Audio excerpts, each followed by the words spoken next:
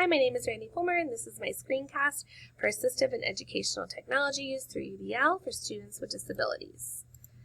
Through content readings, as well as embedded websites and my own research and experience, UDL emphasizes providing those multiple means of representation, engagement, and expression to accommodate those diverse learners in our classroom, including those and especially those with disabilities.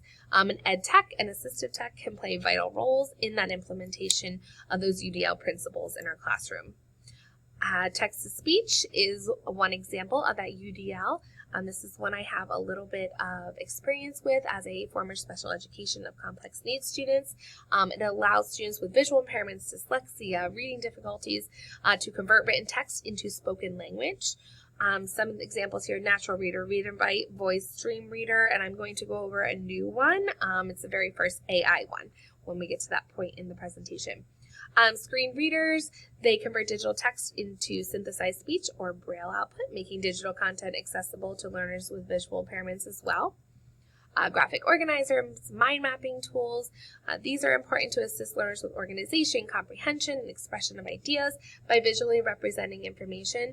I think this is a really cool concept, something wasn't familiar with as much until I read some of the content in these two units.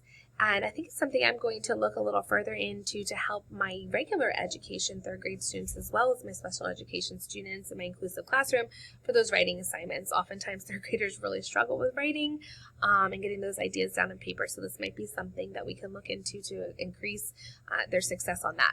Speech recognition software, so allowing users to control computers and dictate texts with voice commands.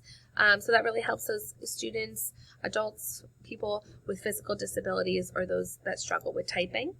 Interactive whiteboards and digital annotation tools. So we have a smartboard in the classroom.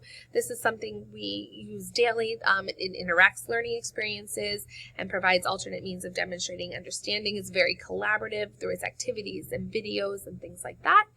And adaptive learning platforms. So these adjust content and pacing based on their learning needs. So we have several software in our district that allow students to play games, do activities where it will raise the bar if they're doing really well, or lower it where they are struggling, and go back and review concepts when needed.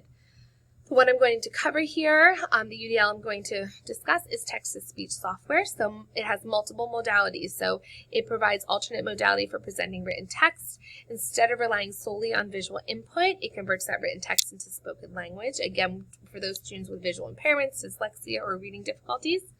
And the most important thing I think that was covered in our content this week was that differentiated instruction. Super important as educators to constantly be doing that, changing our practices to best meet the needs of our students. It offers flexibility in how they engage with content, provides options for learners to choose the mode of representation that fits their preferences and needs. And the accessibility, probably the most important thing. I think it's super important here to enhance accessibility by removing barriers for these students with disabilities. It's so important that we're making them independent in their own way, regardless of their individual differences, and making them feel empowered and successful in what they do. So Revoicer was the one that I chose to look into. It's the first AI voice generator to display real human emotions, which is pretty awesome. Here is the link. It is costly. It's not something I was able to purchase for the sake of this screencast, but it does show real human emotions, which I think is really awesome. The options are always really endless when it comes to AI. A blessing and a curse, I think, sometimes, but super awesome to take advantage of something like this for those students with disabilities.